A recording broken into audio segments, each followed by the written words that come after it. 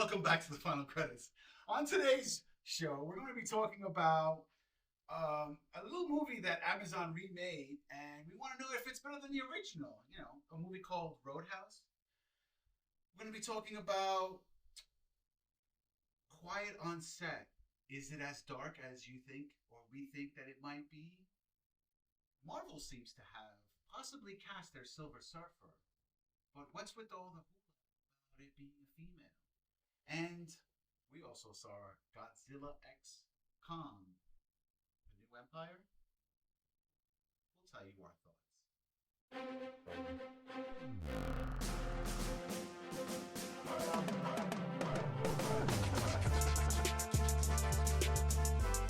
Joining me today, we have none other than Johnny 64, Roadhouse, and our pancake friend, Joey Pancakes. This time around, it's Godzilla +1 and a lot of destruction. And me, Mike Spade. I don't know why, but I'm starting to feel like I'm an announcer announcing everybody as if we're in a WWE match. it's almost like you're the host. So anyway, Who knew? so guys, it's been a fun week in movie things that we watch. Movie and TV land. Yeah, movie and TV land. So let's talk about something that we saw on Amazon, right? How does that sound? Talk about that? Let's talk about Roadhouse. Yeah, right? I just can't get the thing out of my head. Hall. Yeah, I can't get that. I have to say it like that, like Roadhouse because of Family Guy. Yeah, that's Blame it right. on them. So So we should have had a Peter Griffin background. missed opportunities. Anyway, so guys, we saw Roadhouse and General thoughts. yeah, general thoughts. Tell us, what do you think? Apparently, this is the most watched movie In Amazon, in the yeah. history of Amazon Prime. That's interesting. I mean, because the last time we talked about this movie, when we watched the trailer, we were talking about how like Amazon wanted it to be just Amazon, like on Amazon Prime, and not a theater movie. Right. So, But see, the thing is, though, just because it's the #1 movie on Amazon, the question is, how many people actually signed up for Amazon to watch Roadhouse?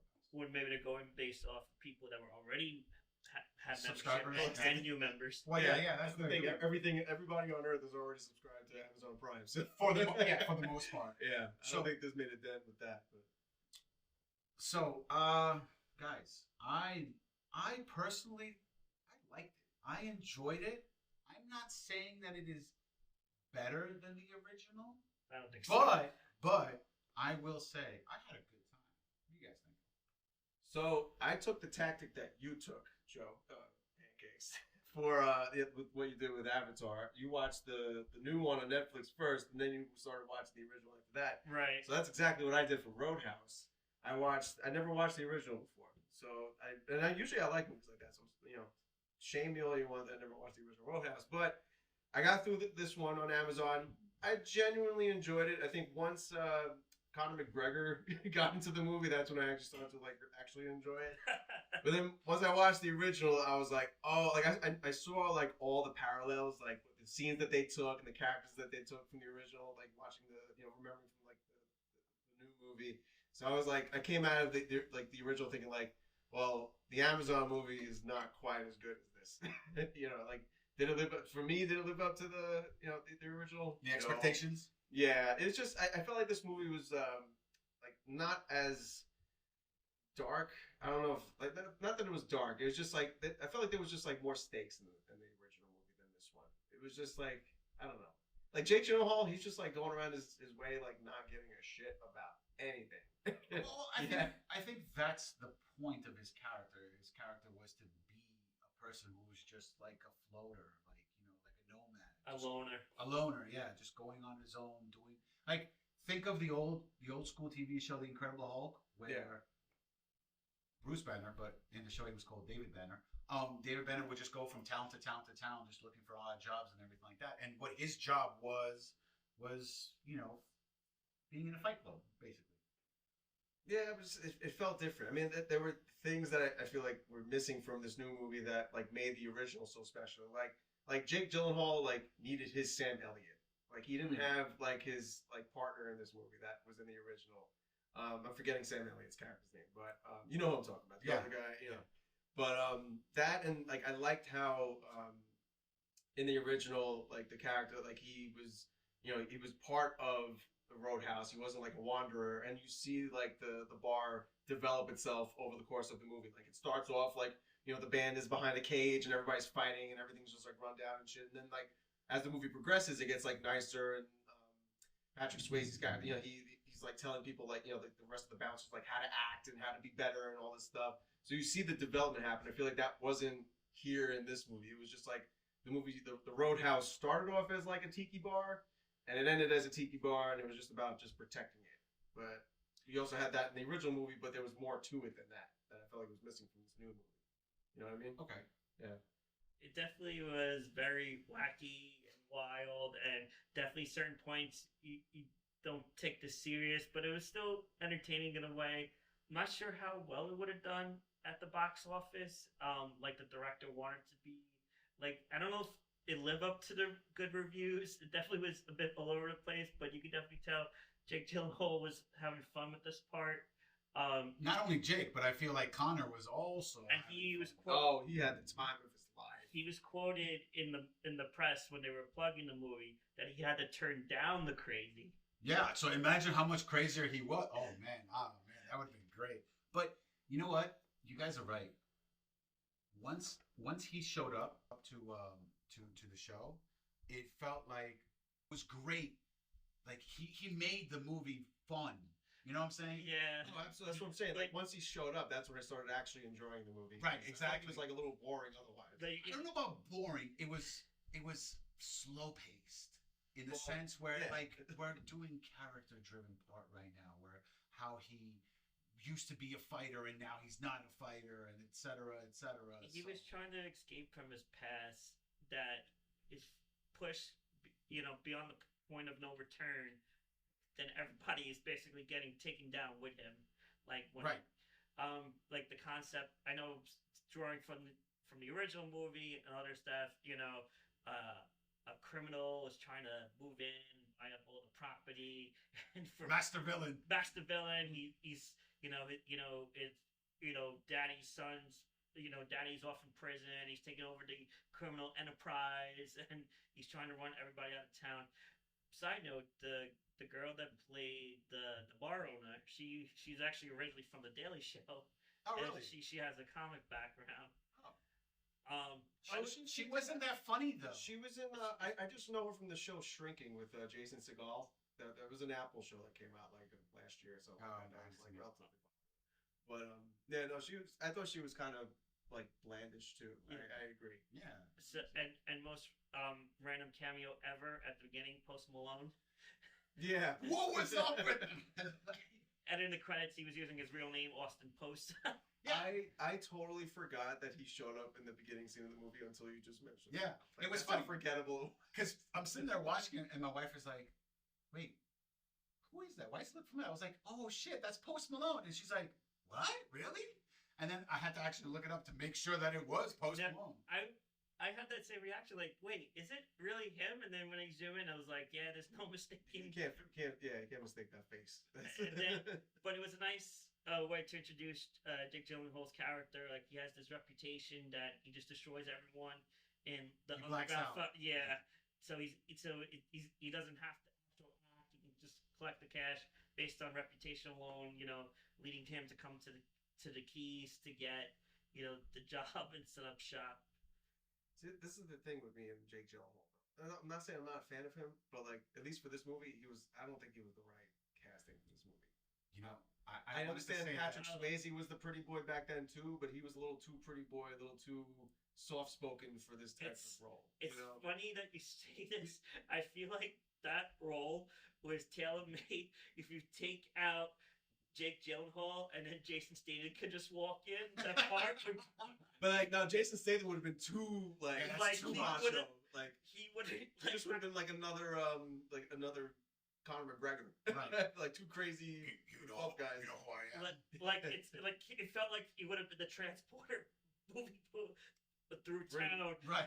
Trying to make things right. These are good people, and you have these people. I guess obviously it's not realistic, but the fact that a band is still playing and you have a full-out brawl going on. Yeah, to keep the chain link fence in front of them. That's Yeah, like that's gonna do wonders. So here's the thing that I noticed about the movie. I felt like, to me, it didn't feel like a movie. To me, it felt like a TV show where this is what happens this week, and then next week on Roadhouse, Conor McGregor shows up. Like, that's what different. That's what it felt like. It felt like it was almost like we're going to have a villain of the week sort of type show. Right. You know, that's what it felt like. And they put episodes together. Right. They put episodes. I agree with that. So that should have been what they did. If Amazon was really like steadfast about keeping this an Amazon Prime piece of content, I think they should have made a TV show too. That would have been more sense, and they would have more people glued in. Like, we already had a Roadhouse movie. Did we need another Roadhouse movie? Not really, but we got one. Asked for it. No one asked for it. But you know what though? No one asked for it, but the whole time I was watching it, I enjoyed it. I didn't have a bad time watching it. I was just like I appreciated it less after I watched the original. You know, like that's really what it came down to. Yeah, I could see that. And this movie, when a movie belongs on streaming, and not that it's a knock or an insult, but you know, I don't think it would have done well in the theaters. I think it was in the right spot. Like, I don't know if this would have been. I don't know if it's a few steps. It definitely was better than a straight to DVD movie back in the day. Like, there was a Roadhouse 2 that came out in the mid 2000s. But that's what streaming is now anyway. Pink. Yeah. Right, Pink. The streaming now is what the DVD was back then. But I do disagree with you though, because think about how many people went and watched Roadhouse in their living rooms, in their bathrooms, in their kitchen, wherever it is that they watch their stuff, right? How many people actually saw it, right? The numbers are millions. Now, let's just say a quarter of that made it to the movie theater just to watch this movie. Right, and it did get a movie premiere in a movie theater. Right, but that doesn't mean that, you know, it can't be, you know, you can't put it in the Oscars. Look, Conor McGregor's not going to win any awards. Hell no. I don't think he cares to. This is not where he's making his money from. as an actor, he definitely has a long way to go, but this continues a line of famous UFC and MMA fighters making the jump to the big screen. I listed off a bunch in when we did the trailer. Most noticeably George St. Pierre in Winter Soldier. Right. One example I forgot about, Kamaru Usman had a small part in Black Panther 2 as one as it, and I don't think we're going to be seeing Conor McGregor in the MCU anytime soon. No, that's all I can say. He would play like a henchman and be dead within the first. Yeah. One guy I did recognize, not because he was an actor, but he's a social media personality. Bob Menery. You know, he made a presence on like Instagram, you know, doing impressions of sports games. He's co-host of the Full Send podcast with the Nelk Boys. Only people, you know, the younger people would know about this. He was the voice. Our Gen Z audience. He would have he was the voice of Buffalo Wild Wings. He had a more significant role as one of the henchmen. He was the guy with the backwards black cap. Like, he had that scene with Dalton where he lifted up his shirt. He's like, I got a gun. Oh, that guy. And Dalton's a shrug. I'm like, okay. Yeah. But I think the best character in this movie is, I don't know the actor's name and I don't know the character that he played, but it was that dunce, the idiot that.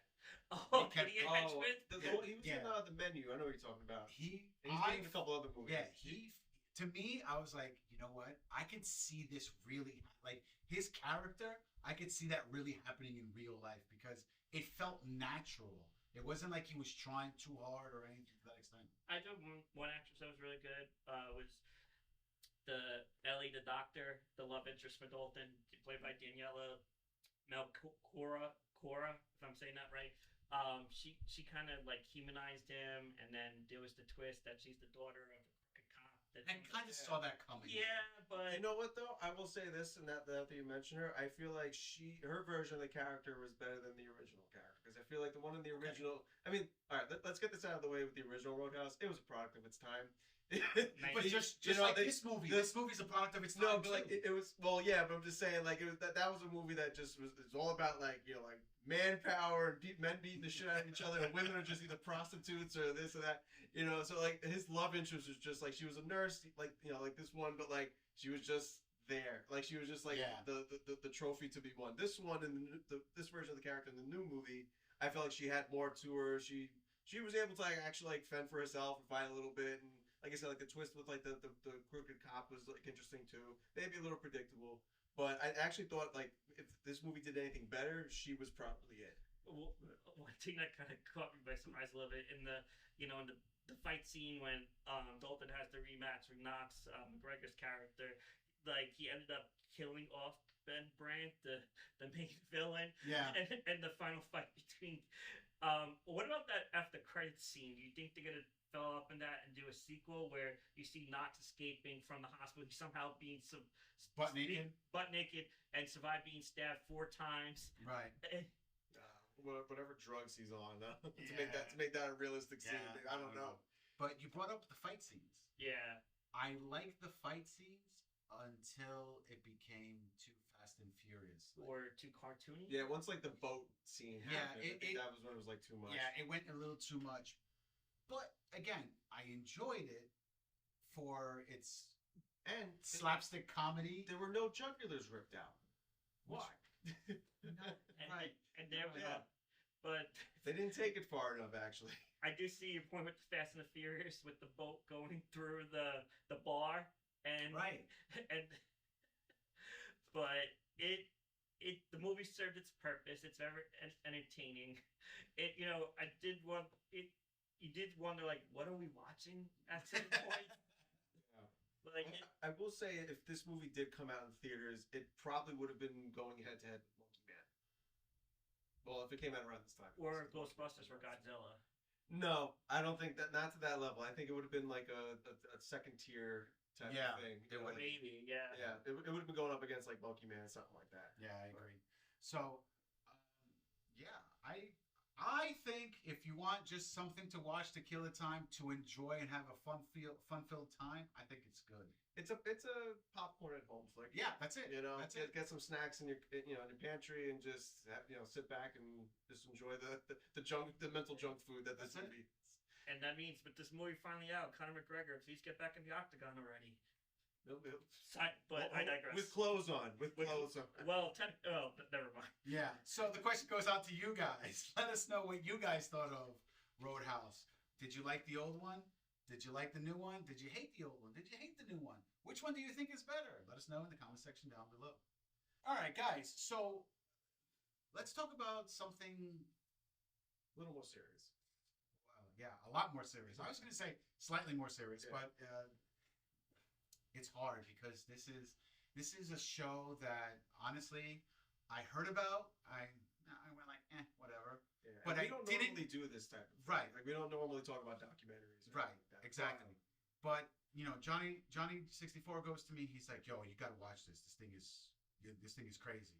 So what did I do? I went on to HBO Max, or sorry, Max, and I started watching it, and I was like, "Holy crap, this show is insane." And it's sad that there are things like this that happen in Hollywood, and it's not the first time, and unfortunately, it probably won't be the last time, but we need to, this is something that needs to be taken seriously in this Yeah, in this that's space.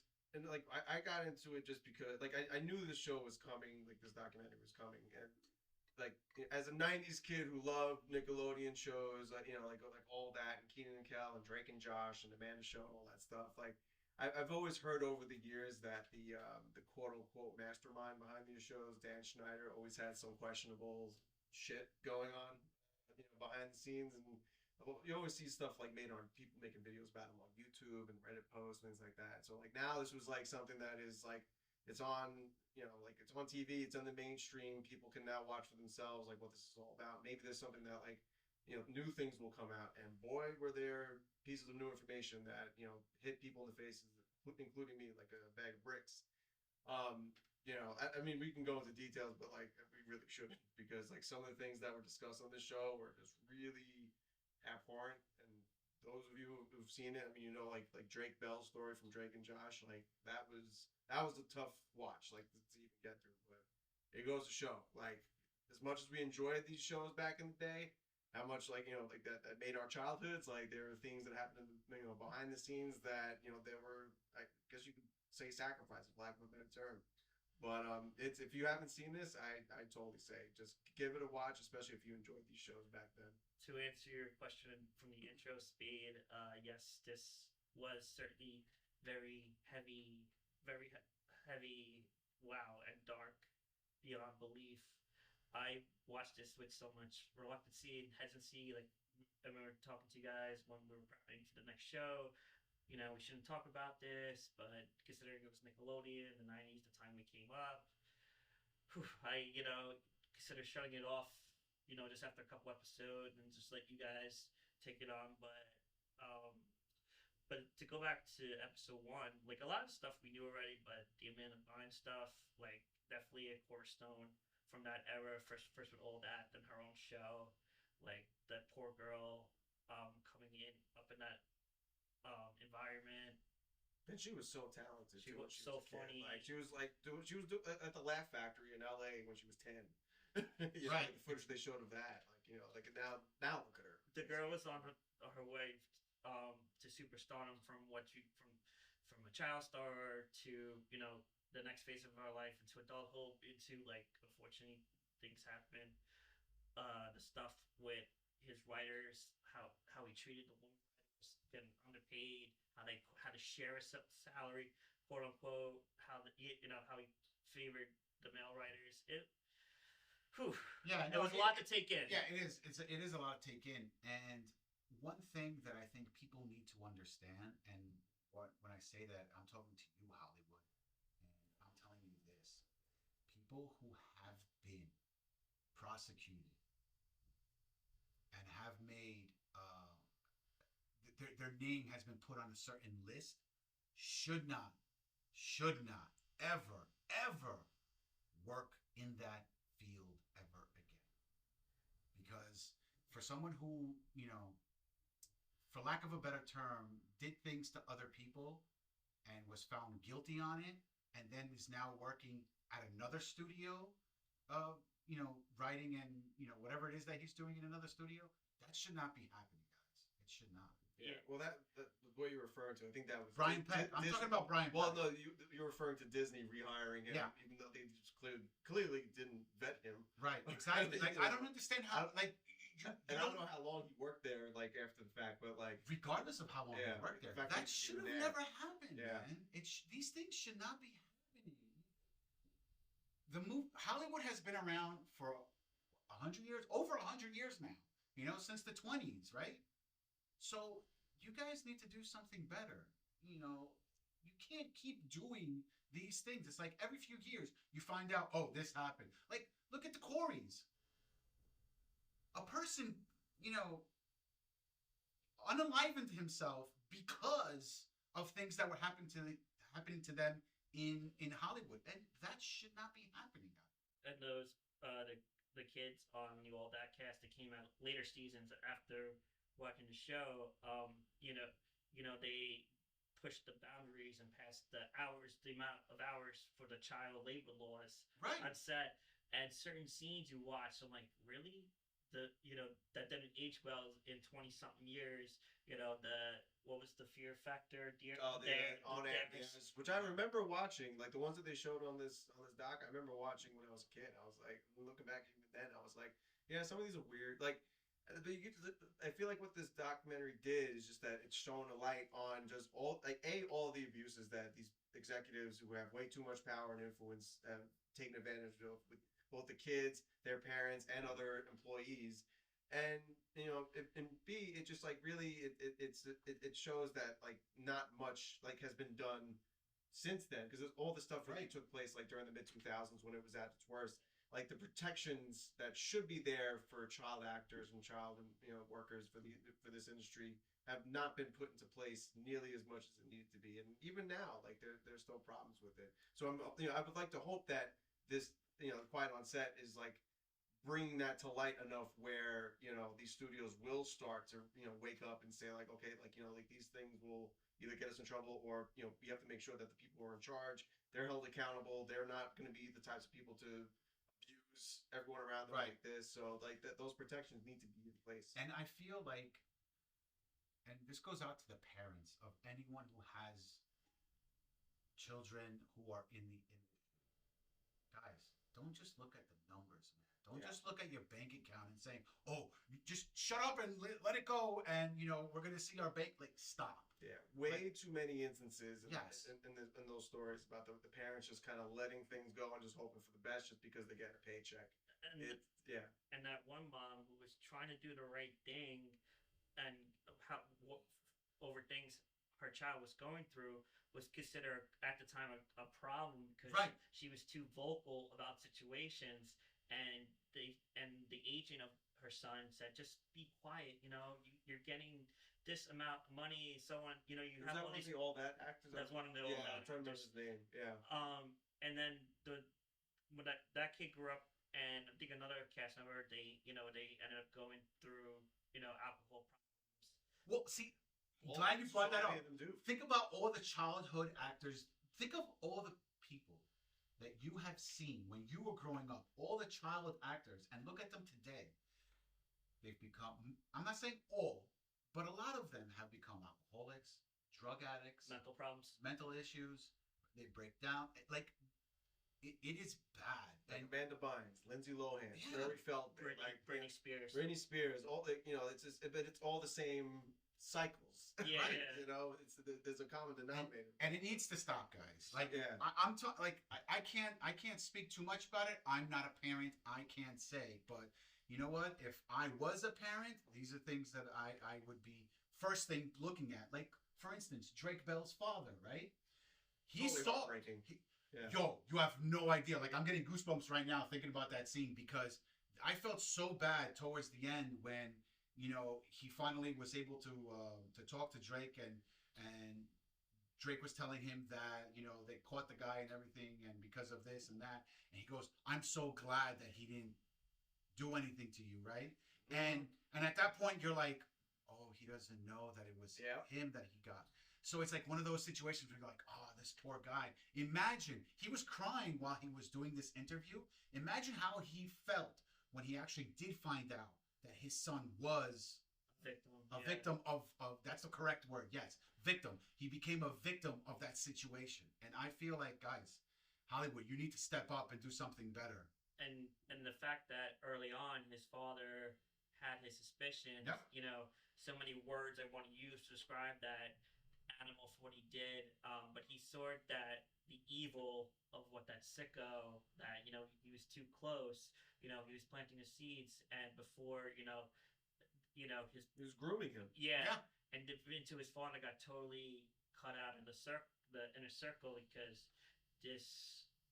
But that's not even say his name anymore. That story about Drake Bell, like that it hit such a chord because of how in depth and how I don't know, like the grooming tactics that the abuser just took to make sure that he had Drake Bell under his wing and was able to take advantage of him and shut out his parents and all that stuff. Like, it was like a tactical step-by-step process that was just like, it's almost like maniacal to me. Yeah.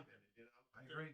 For somebody to take things to that level was just like insane. I know the point of these documentaries is to tell a story no matter how good or bad a situation is and bring awareness to what somebody or family or group of people went through. But the downside is I feel like it's like almost in a way, and I know it's off the subject, but with true crime documentaries, what certain criminals did, but I know it brings awareness. But the downside, in a weird way, it's like glorifying with Drake Bell's Brian Peck. Let's not even say his name anymore. Like the fact that he glorifying these guys and they were flashing their pictures all over the screen. I know, and again, I know it's for. I don't think they were. I understand what you're trying to say but I don't think the way this show was No, was no. done, it was not glorifying. They're trying to show the viewers like the face of evil. Right, exactly. Yeah. And look how they were in the pictures, all smiling and hugging Yeah. everybody. And Yeah, so yeah. it's They like, need to show people what that looks like. exactly. you So know? that way Yeah. you know in the future if something was to happen in that situation. Like I know, like, and this is kind of off topic, but like to liken something to what you're talking about is like like the Boston Bomber when he was put on like the Rolling Stone cover. That was romanticizing, Right, or yes. in the wrong Or, way. or someone with Ted Bundy, for example.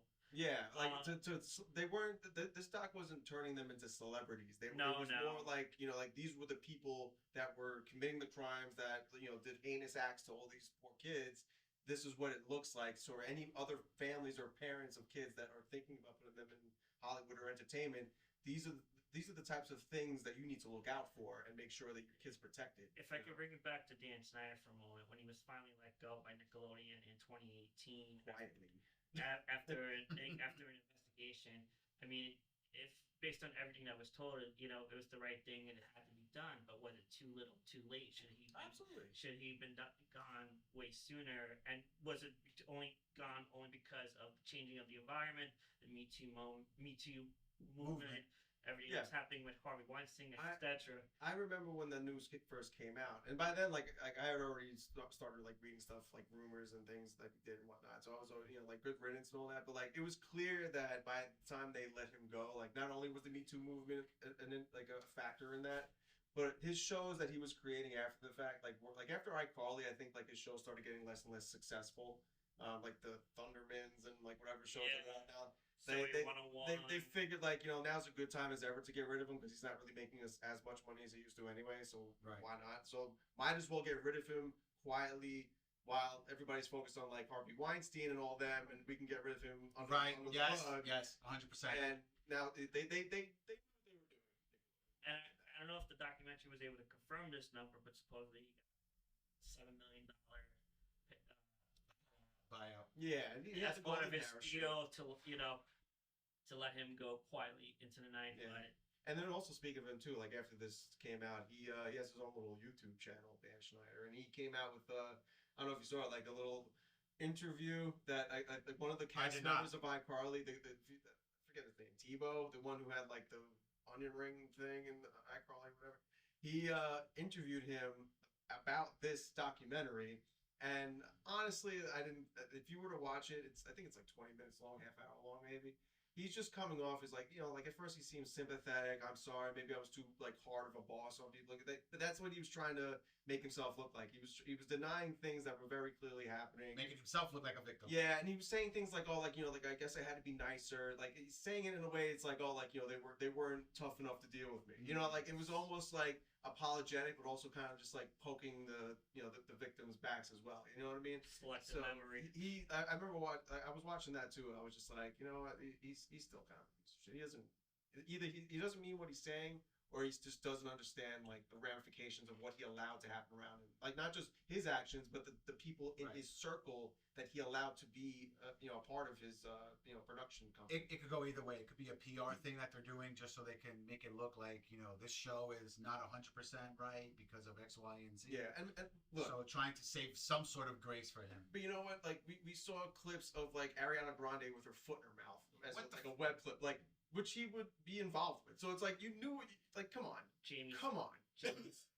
Jamie Spears. With the stuff on her face. Like, come on, man. Yeah. And yet they fired her for her getting pregnant. Yeah. Well, she's not no use for it. Yeah. Different times back then. I think that was only like 15 years ago when that show was on. Right. That's the thing. It wasn't that long ago. It's not that long ago. It's not. And but changes slowly only caught up. But like you said, he should have been let go. Like we mentioned, he should have been let go way sooner. Yeah. No, for sure. So the question is for you guys.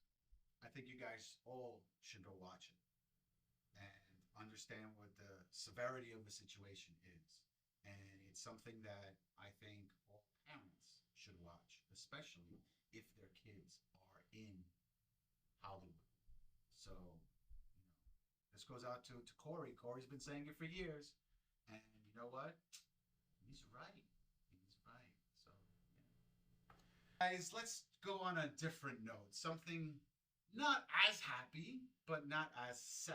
As dark. Yeah, not Yeah, as yeah. dark. It's on a different realm or a different plane. Something shining and chromatic. Right, something shining and chromatic. And listen, here's the thing.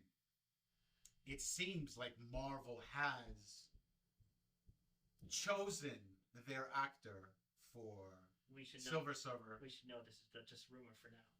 Well, again, it seems it's been said. It's pointing to being real, but we Right. haven't yet to have an official confirmation Correct. announcement from Marvel. But But- lots of legit sources but- have been saying. But, right, exactly. A lot of sources are saying, all the big guys are saying that Julia Gardner is going to become the next Silver Surfer. And now this isn't a gender swap because in the comics there is a female Silver Surfer with the same chick, Shala Bao. An alternate version. Right. That's been she around. first. Yeah. So okay, let's do a little Context. yeah, a little context, right? Let's go a little history, right? Shala Bao, right? She was introduced in Silver Surfer, or no, not in Silver Surfer, in Fantastic Four back in 1968. So that's when we met the character. She didn't become Silver Surfer until 1982, I believe, in a What If issue. So it's not in the continuity, but you still have that character there, and that was over 40 years ago. This is the thing too. The Fantastic Four movie coming up is also heavily rumored to be in an alternate universe itself, and we're in the multiverse saga. We have the show What If. So you know what? It's kind of Why make it a filling big in deal? some blanks here, in my opinion. But it's people are treating it as a gender swap, and I think I've been reading comments and just really getting headache after headache just reading them. But because people are just knee-jerk reacting to all this, saying like, oh, the Silver Surfer is now a female. It's a gender swap. It's the MCU all over again. And, didn't they learn that lesson with the Marvels and everything? And it's just like, calm down. Like, this is not, like, first of all, this actress is a 3-time Emmy-winning actress. I think for most of the work that she did on, like, Ozark and whatnot. So, she's a well-accomplished actress. I think she's well-respected. She definitely has her acting chops. I've seen her in her scenes before. She's really good. And she has a serious stoic way about her that I think fits a Silver Surfer character. That just give it a chance. Like it'll be fine. Like as long as the movie is written well. It's like the Silver Surfer is basically a monochrome. Like you don't see the facial features. You don't see any body features or clothes or nothing. It's just like a silver Oscar trophy. So whether there's a ponytail, yeah, pretty much that. So whether there's a ponytail coming out the back of the head or not, I don't think it matters. It's not like I don't know. I think people. What I'm reading is just like people. They're overdoing it. They're overdoing the fandom is not showing its best colors right now, and they need to just give it a shot. Yeah, that's all I can say right now. I think they're still hurting over everything, the disappointment after disappointment from 2023 with the movies and certain shows on streaming. So they're hoping that Marvel gets this right because they finally got the movie rights back for Fantastic Four and the Fox purchase. So they want everything to be so perfect. So they think this is, this is the first glitch that they're gonna drop the ball already. They're automatically thinking the Marvels and She-Hulk. That's what they're coming down towards. And like end of the day, it's just like She-Hulk sucked because it was a badly written show, not because we had a female Hulk. The Marvels was a badly written movie. It didn't fail because we have a female-led movie. You know what I mean? Like it's right. Like I'll give you a really good example. It's technically not a gender swap situation, but like this is not the first time that Marvel has obviously put powerful female characters in the forefront. Perfect, I think, parallel to this is Nebula, who is probably one of the best written characters in the entire MCU. Yep. She was a female in the original comic books as well, but her character in the comic books was completely different to what we got in the movies. But what we got in the movies, that version of the Nebula was great. Everyone loves like her dynamic with Gamora and everything, her development from the first Guardians of the Galaxy up until like Endgame and beyond. Like maybe next to Loki, she probably has like one of the best story arcs in the entire. Overall, yeah. So it's like, I would agree. What's stopping this from being something like that? It's. But it's because the original Silver Surfer is a male. And No. Another example, maybe not a leading role, but in a supporting role in the first Doctor Strange movie, the Ancient One, maybe portrayed as a male character in the comics, but is portrayed by an actress, Tilda Swanson. Swindon. Excuse me. Yeah. But she had a major role in the first Doctor Strange movie, and she had a great cameo in Endgame when they traveled back in time. In this case, she's playing an ancient character, a magical being that doesn't need gender.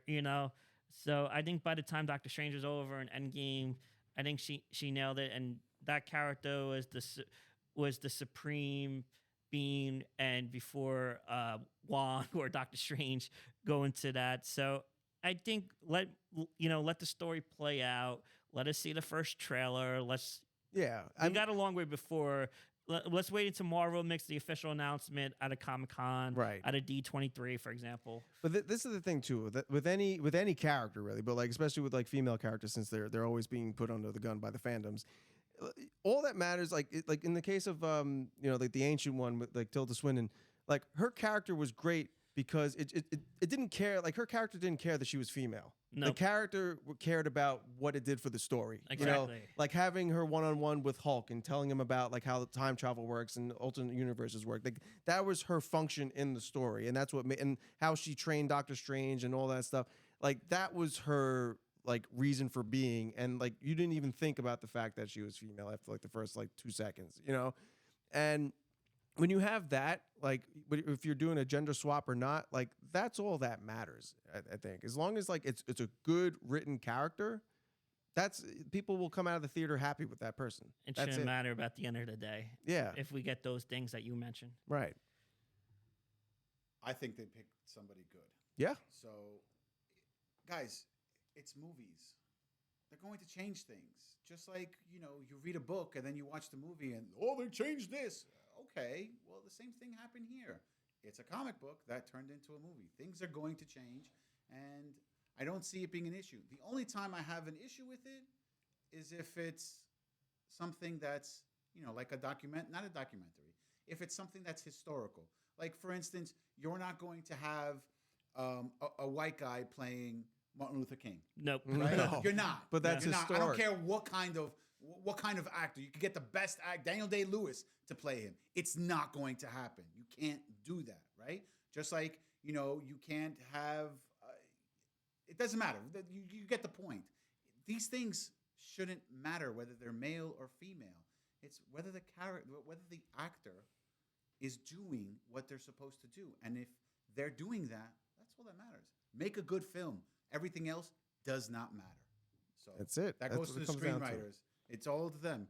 Write something good. And the level of skill with the actors and actresses. And I think in this case they got a really good actress to, take up the mantle. So I am looking forward to it. Me too. If this is like, confirmed by Marvel, I am going to be excited to see how she looks in the first trailer. I was thinking though, what if they're saying this, but it's not really happening, and what they're instead going to do is have her play, I forgot the character's name, but Johnny Storm's girlfriend, who is an alien. Oh, okay. So I just thought about that. It just popped up in my the head. thing is too, like we all knew that a female Silver Surfer was most likely happening. I think the only surprise here is that the actress we see above us is not Anya Taylor-Joy, because she was the one who was heavily rumored to be the next one. So everybody knew this was coming. So it's like.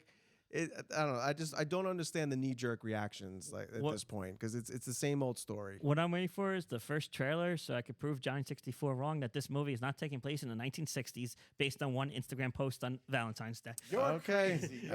You're really dying on that hill, but okay. Yeah. Yep. I'm dying on no hill until I get confirmation. Oh, so. you're going to die and roll down that hill. So the question goes out to you guys. What do you guys think? Do you guys think that it's okay that they're doing the swap from instead of a male surfer to a female surfer? Do you like who they chose as the actor who was going to portray her? Let us know in the comment section down below. This is going to be great. This is a good topic. It's a great topic. Moment I've been waiting for. I think we've all been waiting to talk about this. And Godzilla x Kong: A New Empire. And we saw it. And I'm just going to say that finally Kong can actually be called King Kong because now he's a ruler of something. I mean, I thought this was a really good Donkey Kong movie. I mean, I wasn't expecting Nintendo to like come out as this soon with like a follow up to that character with the Mario movie. But damn, like they went all out. The effects, like Illumination Studios, you guys outdid yourselves. Like, damn. Oh, joking aside, I thought what a fun movie. You know, I know it seemed all over the place. We were watching. It seemed like we were watching different movies at the time, like the crossover between Godzilla and Planet of the Apes.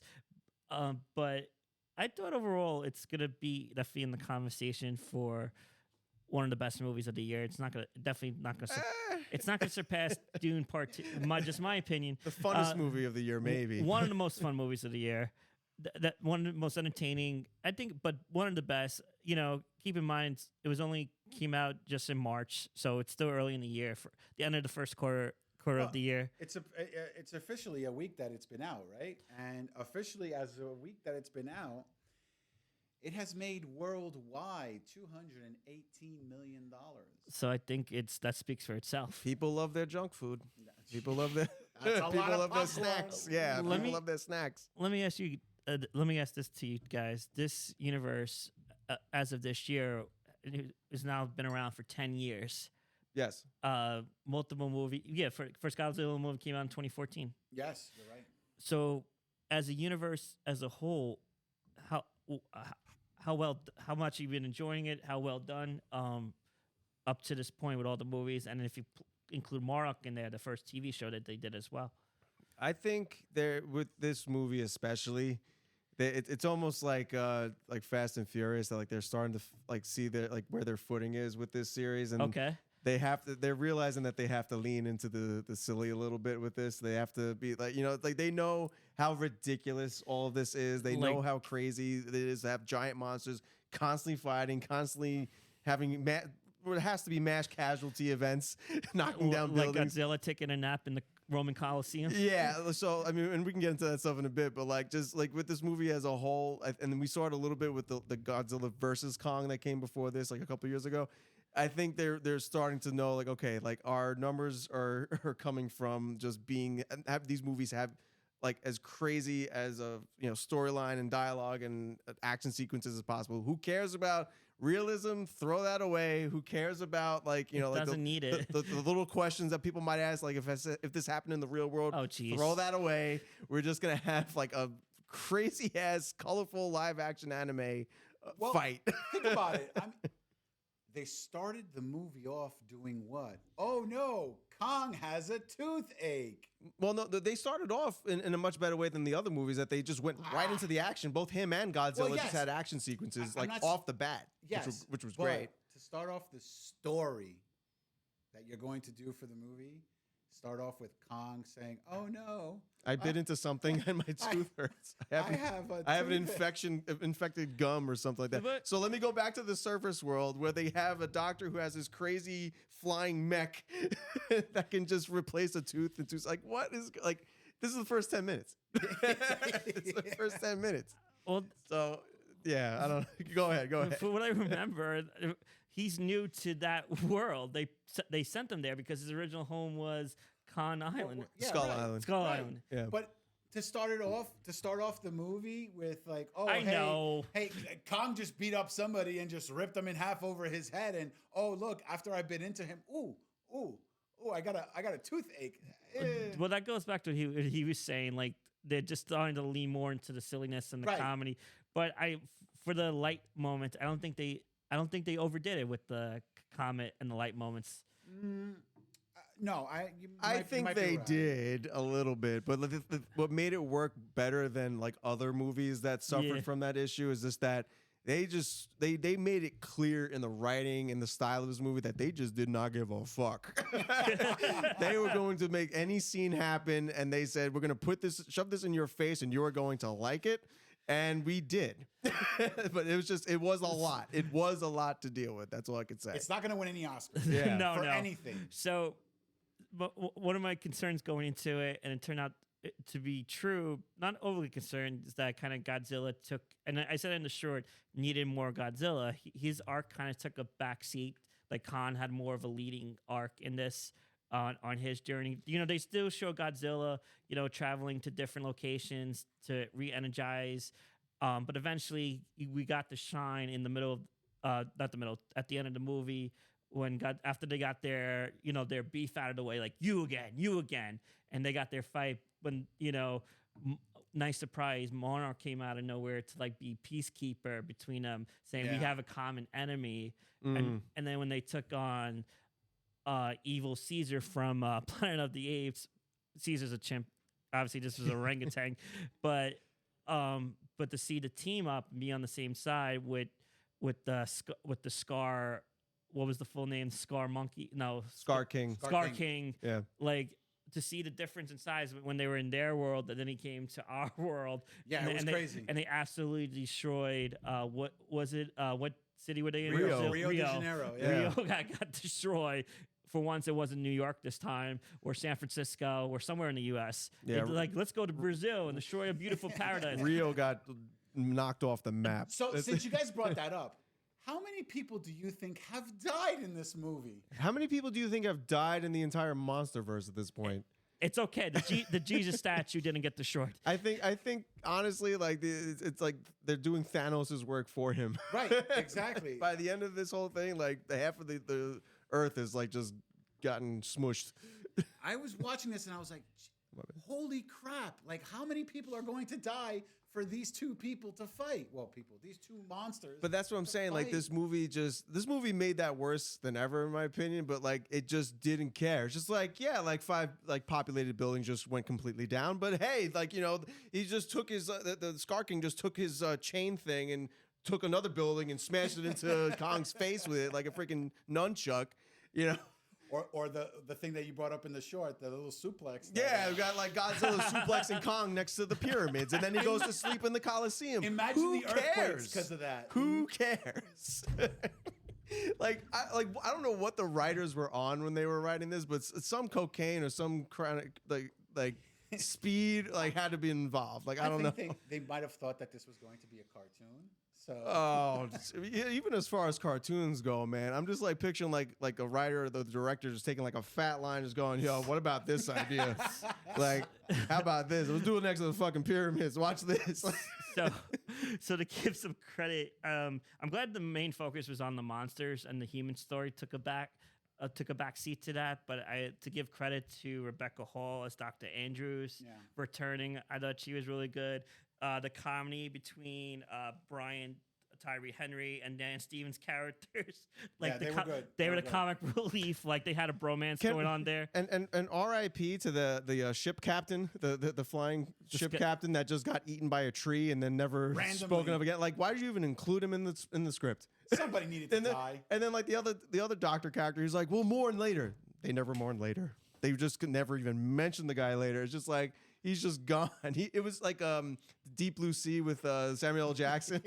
It's like, we gotta get rid of these sharks. Boom, a shark just eats him and just takes him away like first 20 minutes of the movie. And that's it. Yeah, it's like, what happened here? So what did you think of the Diddy Kong character? So I have a Soku. scene in mind about him, but go first. Yeah. Soku, I liked it. I got it.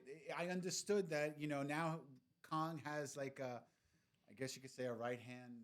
Yeah. Little Hey, sidekick, a little sidekick. Diddy Kong. Brother, or son character. So I get it. I understand it. I wasn't different. I mean, it was part of the storyline. It worked. Then that was it. I'm not gonna say like he was the best character because he wasn't. The one thing that I didn't like of that was that, how do I explain this? It's like he was very, I don't know, like in the beginning it was like, oh, he's a dick. Like you can't trust him. I can't trust Yeah, him. And then all of a sudden, just because Kong saved him for 30 seconds, he's like, oh, Kong is my new best friend. Yeah, now. all Like, of a sudden you know now that Scar King is a bad monkey. exactly. Well, Scar King Scar King is his father. Like, let's be real about this. Yes. Because if you look at it, everyone, all the women and all the kids were orange. The only other ape in there that was orange was Scar. Well, I thought the elder ape who looked after did Suko, I thought like maybe that was his relative, like maybe not a father, but an uncle or a grandfather or a Possible. mentor, and then Possible. Scar King just tossed him into the volcano pit. Yeah, like what Right. the fuck was that? But see, that's the thing, though, because Scar King asserted his dominance over everyone. Not only the males saying I could beat you up, and I got this other monster that I can Right. control, but he also took over their women because all the kids in that movie were orange. What did you think of? I know a big complaint of big blockbusters these days is the CGI. I thought it looked really good. Yeah, no, I enjoyed it. It wasn't. It wasn't anything better or worse than other CGI fests we've And- gotten, but you know, and- it's like it's Marvel CGI at this point, And in my opinion. better than Marvel CGI. Well, like Because good, the last- when Marvel CGI was good. I Okay, think. all right, Yeah. that's better. That's and better. Godzilla looked really really good. Now he acts like a cat, apparently. The pink. Yeah, he curls up in his little Coliseum bed, and So, so cute. Apparently, according to somebody in an interview that worked on the movie, how Godzilla powered up with that pink energy coming from the scales. But that was because of the nuclear energy that he sucked up from the. Well, that was influenced by Dragon Ball Z. Yeah, apparently. Yeah, Which is really cool. Like a Super Saiyan influence, but how Godzilla looked with that color coming out of the scales. I'm not saying it was better or worse to how in Godzilla -1. This is totally different universe. But I do Godzilla looking like an absolute badass and a kick-ass monster. So to that point, and going back to what we were talking about with the numbers of this movie, that the money that it was making, I think this is going to be the most mainstream friendly and probably most successful monster movie yet, because this movie is made for merchandising. Of course. Like, just yes, think, of like, course. you can make a toy out of any scene in this movie. Toys Literally. galore. Like, you can have like the regular Godzilla, the pink Godzilla, the Godzilla versus Kong at the pyramids suplexing up, yeah. play set. Yeah, powered up blue, powered yeah, up like pink. you know, even like a freaking like a dentist play set to change Kong's tooth with the little the yellow mech thing. Like, anything could be made into a toy, and I can just see kids just like gobbling that shit up, like asking their parents for their birthdays and Christmas, like, oh, we need to get the Godzilla. Like, even like, remember like in the 90s we had like the Matthew Broderick Godzilla movie that Yes. wasn't even that good. But I remember around that time, like There was toys. Godzilla fever, like with my friends and everybody, was kind of high. Like, there were like toys and figures and statues and things that we all had. So like, I can see this and just think like you know, get the Kong with like the special hand infinity gauntlet. Like, there's so many things that could be turned into a toy that this movie will benefit off of. Since you brought that up, how many people are taking, what's his face from Transformers? Bumblebee. Bumblebee. Oh, yeah. They're taking Bumblebee and putting him next to Kong and be like, this is going to be his new Infinity Gauntlet. That's his hand, yeah. What the hell? But still, I can see that now. Like, that's going to be the driving force of like the money that this And it movie pops makes. off, right? It's Yeah, like, you know, like, kids sort are of going to like- be watching this. Like the boys, they're going to be having their moms and dads take them to the movies with their friends, and From Transformer, Optimus Primal taking dead Bumblebee and putting him as a Right. punching hand. yeah. So Overall, I think the movie was super entertaining. Like, pure was. junk food. Yeah, Pure it junk. is. It tasted great, but I'm going to have that probably just shaved like a year off my life by eating it. Like, It was like an adrenaline rush. Like, Yeah, There yeah. was not a point in the movie where you were like, well, and look, Not listen, at all, no. If you're a Godzilla, like we keep saying this, or I keep saying this, like as a Godzilla fan, the past like year, 6 months. At least half year or 6 so, months, I've been yeah. eating really good. Like, we had, like, you want like a serious Godzilla movie, Godzilla -1. Watch that. That is the Just- perfect, like, you know, like antithesis to this movie with all the silliness that we had with this. Just And then so- we had Monarch on TV Yep. with the Apple show. That was really good. Also in the MonsterVerse, but definitely the more serious take than this, but also still had some crazy moments that you just couldn't take seriously. But this is now, I feel like, it's completely blossomed the the whole, you know, like crazy, we don't give a shit anymore factor of it. That it's just pure entertainment and nothing else. So like Godzilla just being adaptable as usual. Like, whatever kind of movie or show you want him in, he's got you. My you know? my advice is just don't eat what Connor was eating. Then you're gonna need then you're gonna have to go to the dentist. Yeah. Oof. but there was a few things that I noticed that I thought that was pretty cool. Like Millie Bobby Brown not being in the movie, that was pretty cool. that was great. That was great. I was You know. enjoying her They didn't being need left her. out. 100%. It didn't need her. The one that I'm talking about is every single time they killed someone, like they killed one of the monsters, it was always above their head. Like Godzilla did it, with the head that it ripped off and all the blood folding on them. Oh, Kong, you're talking about? Well, no, Godzilla did it. Kong Did the same thing. Yeah. So it was kind of cool that both characters, even though they're from the same Earth, but one's on the top and one's in the middle, like they were Frenemies. they were doing the similar things. So it goes to show you that they were both alpha type characters that in respective of their place of living. They were like a yin and yang, But- almost like a two sides of the same coin type of dynamic. Sorry, Spade. They still didn't introduce the character that you're waiting for. Yeah, no Godzuki, but Not yet. This would have been the But- perfect, because we had No, Little it's Kong. not perfect. It's not. We had perfect. Little Kong. The next movie is perfect. Okay, yeah, no, Because- by next movie we have to. I agree. Soku needs to have somebody to fight because if Kong is going to be fighting Godzilla, then Soku needs to fight Godzuki. Oh, yeah. Like it only makes sense. Of course. His day will come. His day will come. So yeah, anything else you guys want to add? I say go see it. Very entertaining movie. All I'll say is that the actual Planet of the Apes movie, the Kingdom movie that's coming out this year, I can't imagine not being completely boring in comparison to this movie. I want to see this movie. I want to see that movie after seeing this and thinking like, oh man, I think this movie was the better Planet of the Apes movie. Well, to argue with that, Kong and Godzilla, Kong x Godzilla, is supposed to be sort of like your action junkie type movie, while as Planet of the Apes is more of a storyline type. There's some like So, philosophy behind what they're doing. So that's going to be a lot slower. And the fight scenes in that movie are probably not going to be anywhere near as good. Yeah, nobody's getting That's just- suplexed by a giant lizard. And if they do, you know where they got the idea from. Yes. Mm. So with that said, what do you guys think? Did you guys see it? Do you want to go see it? Let us know in the comment section down below. So gentlemen, I think that concludes today's episode. Yes, sir. And anything else you guys want to add in? Roadhouse. Roadhouse. We had to say it one more time. With that said, guys, we're out. Roll credits.